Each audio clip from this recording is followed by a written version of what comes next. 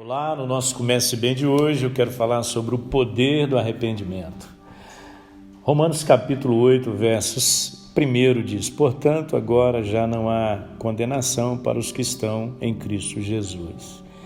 É interessante, mas Paulo começa o capítulo 8 com uma conclusão, né? Ele diz, portanto. O portanto nos arremessa ao capítulo 7, quando Paulo está falando desse homem miserável que ele é.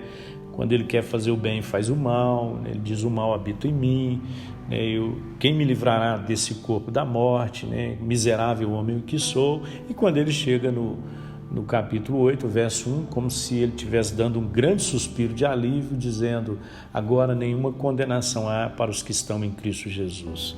Muitas vezes nós achamos que são os pecados que nós cometemos que nos tornam derrotados. Não, o problema do pecado já foi resolvido. Então o pecado não nos derrota.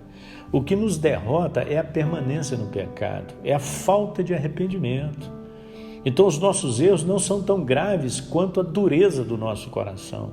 Muitas vezes eu erro com a minha esposa, mas não me arrependo. Eu erro com os meus amigos e não me arrependo.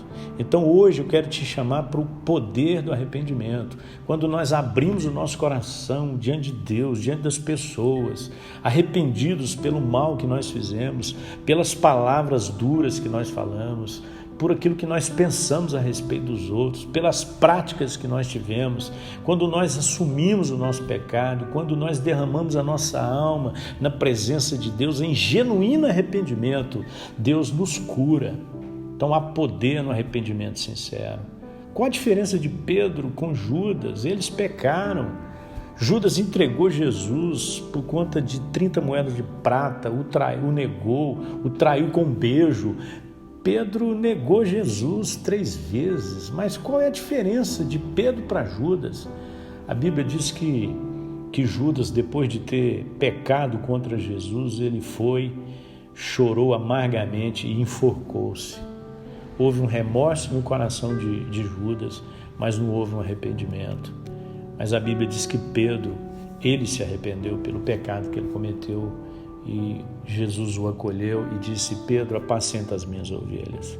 Hoje eu quero dizer para você que não são os erros da sua vida que têm te destruído, mas a sua falta de arrependimento sincero.